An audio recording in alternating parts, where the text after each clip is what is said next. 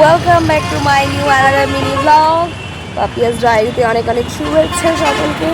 So finally এই যে আমাদের হোটেল থেকে আমরা বেরিয়ে যাচ্ছি, চেক আউট হয়ে গেছে আমাদের। এইবার আকাশের অবস্থা এই বিচ্ছিরি মেঘ একদম চারিদিকে।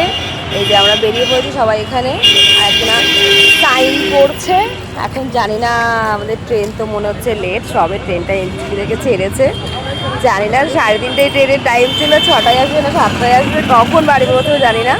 এখন বাজে 12:30 বাজে 12:25 আমরা চেক আউট করলাম, জানি না এরপরে কী হবে।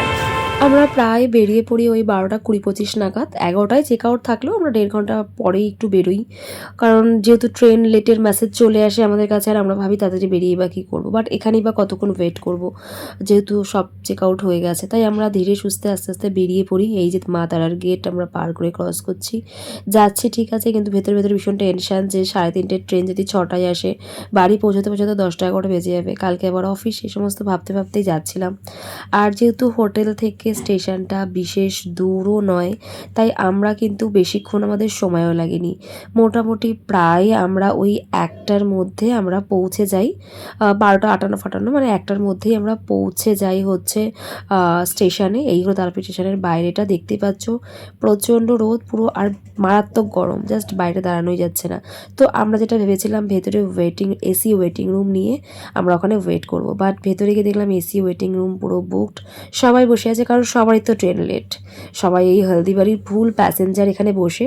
তো আমরাও এখানে বসে আছি, একটু পেয়ারা মাখা নিয়ে এসে খাচ্ছিলাম, কারণ খিদেও পেয়ে গেছে।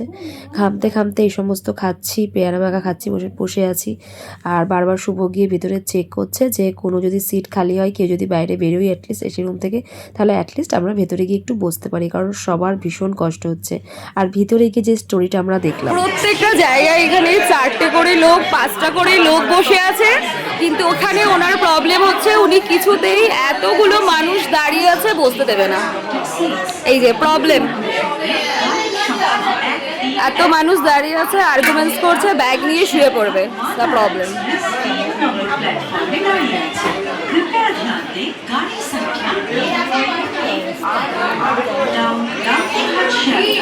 প্রায় অনেকটা সময় পর কোনো মতে আমরা একদম পেছনে কর্নারের দিকে, যেখানে এসির হাওয়া এসেও পৌঁছচ্ছে না, সেখানে আমরা 4জন একটু বসার জায়গা পাই। আর বাকি দেখতে পাচ্ছ প্রচুর মানুষ এখনও দাঁড়িয়ে, এই জাস্ট ট্রেনটা লেট হওয়ার জন্য। আমাদের কারেন্ট অবস্থা এই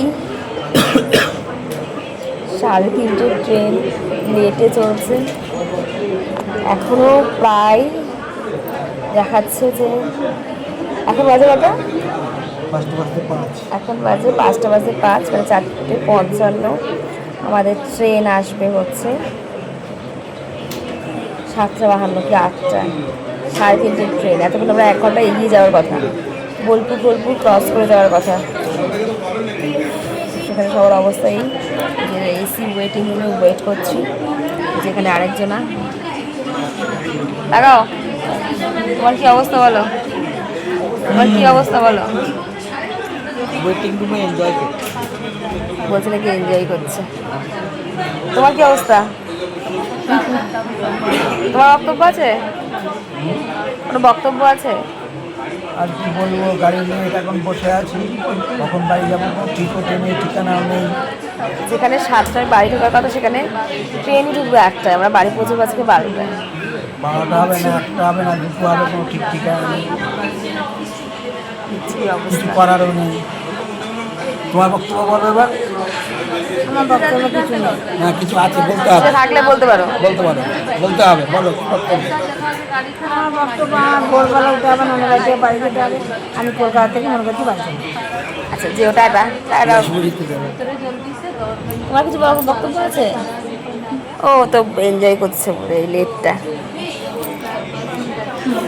এখন ঘড়ির কাঁটায় বাজে 7:15, আমাদের 3টের ট্রেন, 3:30 ট্রেন এখনও এসে পৌঁছতে পারেনি। SMS এসছে রেল IRTC থেকে যে 5 ঘন্টা 40 মিনিট লেট, এখনও এসে পৌঁছতে পারেনি। কী করবো, এখানেই বসে চিপস খাচ্ছি আর আরেকজনা খাচ্ছে হচ্ছে কি খাচ্ছ? চপ মুড়ি। চপ মুড়ি খাচ্ছে। জানি না কখন আমরা আদৌ যাবো, এখনো ট্রেনের নাম নেই। যেখানে আমাদের 7টার মধ্যে বাড়ি ঢোকার কথা ছিল, সেখানে আমাদের ট্রেনই আসেনি এখনো, 7:15 বাজে। তো দেখা যাক কখন আসে।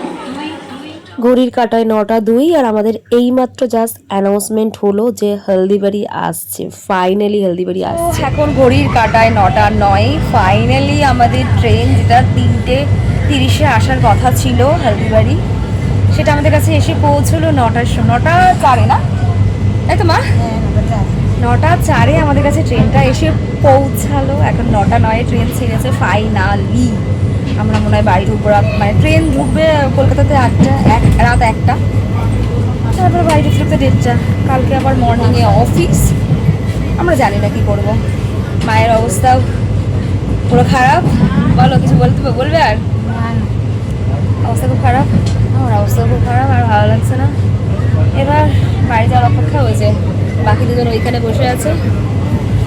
আমার অবস্থা খারাপ। ফাইনালি আমাদের ট্রেন এসেছে। ট্রেনের সঙ্গে সঙ্গে সবাই জয়তারা করে চিৎকার করেছে, কারণ 3:30 থেকে ওয়েট করার পর ফাইনালি 3:30, 4:30, 5:30, 5:30, 7:30, 8:30, 9টা, প্রায় 6 ঘন্টা হতে চললো। ফাইনালি আমরা বাড়ি ফিরছি। ঠিক আছে, ঘড়ির কাঁটায় রাত 10টা। এখন আমাদের ট্রেন এসে দাঁড়ালো বোলপুর স্টেশনে দাঁড়ালো রাত 10টায়। দেখা যাক আমরা কলকাতা কখন ফিরি। 10:56 এখন ছাড়লো হচ্ছে বর্ধমান থেকে।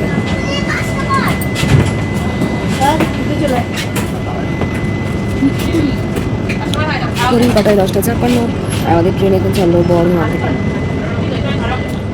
যে ট্রেন মোটামুটি এখানে ওই যদি 7:40 হতো, তার মানে এখানে ওই 5টার মধ্যে ঢোকার কথা, সেই ট্রেন 6 ঘন্টা পর ঢুকলো বর্ধমান। এই আমাদের হলদিবাড়ি, যা 7:20-তে ঢোকার কথা ছিল কলকাতায়, সেই বৃষ্টির রাতে 12:50-এ এসে পৌঁছালো কলকাতায়। হ্যাঁ, এখন বৃষ্টি নেই। রাত 1টায় কলকাতা স্টেশনের বাইরেটার অবস্থা দেখো, পুরো হলদিবাড়ির ফুল প্যাসেঞ্জার এখানে নেমে পড়েছে, সবাই গাড়ির জন্য ওয়েট করছে। আর সেরকম এখানে বৃষ্টিও শুরু হয়ে গেছে। আমরা ফাইনালি একটা ক্যাব পেয়ে গেছি আর সেটাতে করেই বাড়ি ফিরছি। উফ, ভীষণ টায়ার্ড তো আজকে। ঘড়ির কাঁটায় এখন 1:20, রাত 1:20 আমি বাড়িতে এসে পৌঁছালাম। আর আজকের ভিডিওটাও এখানেই এন্ড করছি। ভীষণ টায়ার্ড, সো বাই।